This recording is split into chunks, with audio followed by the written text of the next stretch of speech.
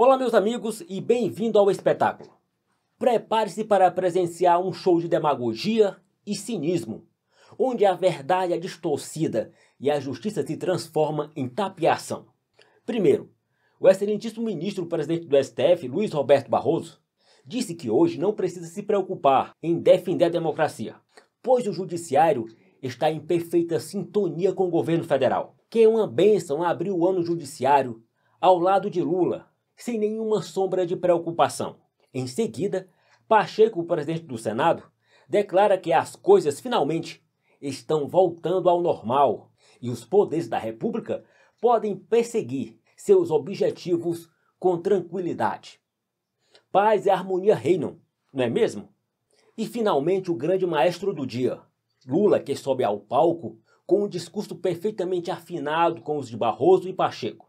Mas ele vai além, elevando o tom da tapiação a um nível jamais visto antes.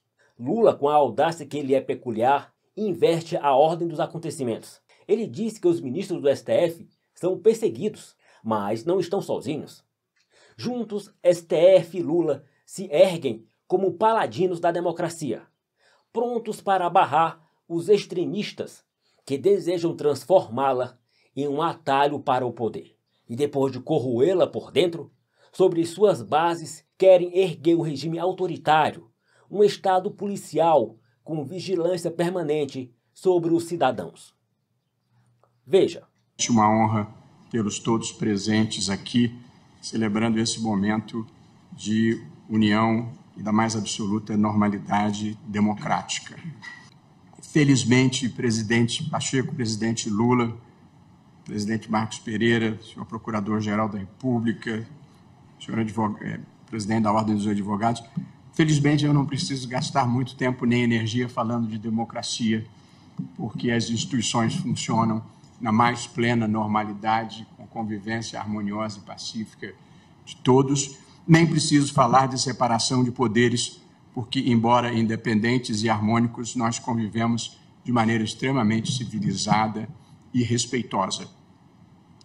Mas nós nos tratamos com respeito, consideração, educação e, sempre que possível, carinhosamente, como a vida deve ser vivida.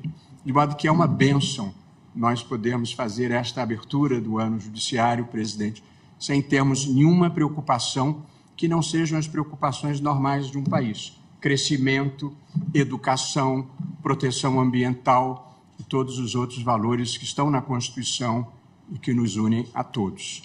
De modo que, agradecendo muito especialmente a presença simbólica e muito representativa do presidente da República, do presidente do Senado, eu declaro aberto o ano judiciário de 2024.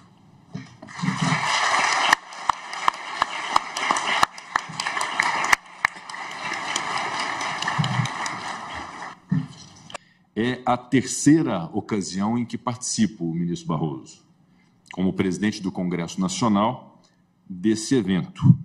Nas duas ocasiões anteriores, nós vivíamos situações muito excepcionais.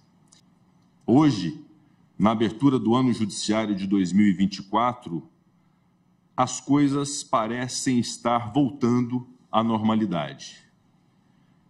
Nessa busca constante de normalidade democrática, os poderes da República têm mais tranquilidade para definirem e perseguirem suas prioridades e seus objetivos. Há pautas, entretanto, que são comuns ao Judiciário e ao Legislativo: a saúde da nossa democracia. É uma pauta que exige dedicação e sacrifício de todos e que tem múltiplas vertentes. Algumas dessas vertentes, ministro Barroso, são mais concretas, como a regulação das plataformas digitais. A segurança democrática, no final das contas, depende de trabalho harmonioso, coordenado e cooperativo entre os poderes. Jamais se pode cogitar na interrupção do diálogo. O Poder Executivo, sob a tutela do presidente democraticamente eleito, presidente Lula, governa o Brasil. E nós, do Legislativo, senador Flávio Dino,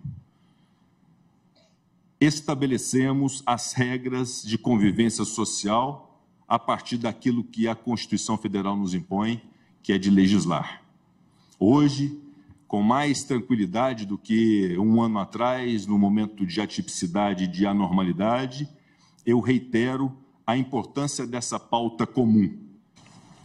Em primeiro lugar, quero saudar não apenas o Supremo Tribunal Federal, mas também as pessoas que dão vida a essa corte.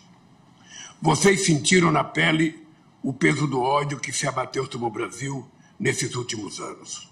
Sofreram perseguições, ofensas, campanha de difamação e até mesmo ameaças de morte, inclusive contra seus parentes. Mas vocês não estavam sozinhos. As demais instituições e os democratas deste país estarão sempre ao lado de vocês. Juntos, enfrentamos uma ameaça que conhecíamos apenas das páginas mais trágicas da história da humanidade, o fascismo.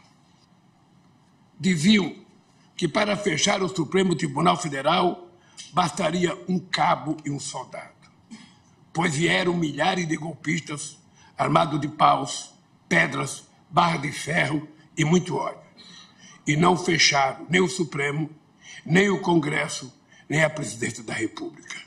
Pelo contrário, as instituições e a própria democracia saíram fortalecidas da tentativa de golpe. O Supremo Tribunal Federal segue cumprindo seu dever, punindo os executores, financiadores, autores intelectuais e autoridades envolvidas no atentado contra o regime democrático. Mas é preciso permanecermos em alerta para evitar retrocessos pretendidos por setores insatisfeitos com a perda de privilégios. Juntamente com o Judiciário, podemos avançar muito e muito mais. É preciso defender a liberdade de expressão, conquista civilizatória da nossa Constituição, mas, ao mesmo tempo, combater os discursos de ódio contra adversários e grupos minoritários historicamente vítimas de preconceito e de discriminação.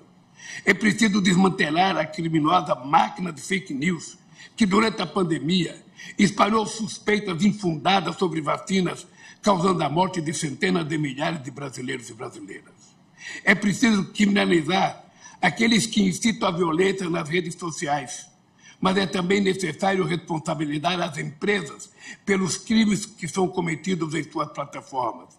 A democracia precisa ser defendida dos extremistas que tentam fazer dela um atalho para chegar ao poder, corroê-la por dentro e, sobre suas ruínas, erguer as bases de um regime autoritário, um Estado policial com vigilância permanente sobre os cidadãos. Nós não permitiremos, com equilíbrio, independência e união de todas as instituições. É assim que renascem, cresce e se fortalece a democracia. Essa é a tática de acuse-os do que você faz, chame-os do que você é, que é frequentemente utilizada por aqueles que se inspiram nos ensinamentos de Lênin. Essa estratégia se baseia na ideia de que, ao projetar suas próprias falhas e ações nos seus oponentes, é possível desviar a atenção de seus próprios erros e manipular a percepção pública. E mais, quem são esses extremistas que Lula se refere, meus amigos? Seriam aqueles que ousam questionar a supremacia do STF? Que defendem a independência dos poderes e o respeito à Constituição? Ou seriam aqueles que se levantam contra a censura, a perseguição política e o crescente estado policial no país? Lula, em seu delírio autoritário, tenta convencer de que a democracia precisa ser defendida por ele próprio. Ele se coloca como o salvador da pátria, o único capaz de proteger a nação dos inimigos da liberdade. Mas não nos enganemos. O verdadeiro perigo à democracia não reside em extremistas imaginários, mas sim naqueles que se arrogam o direito de decidir pelo povo. Naqueles que manipulam as instituições para se perpetuar no poder. A luta pela democracia é do povo, não daqueles que se auto-intitulam salvadores da pátria.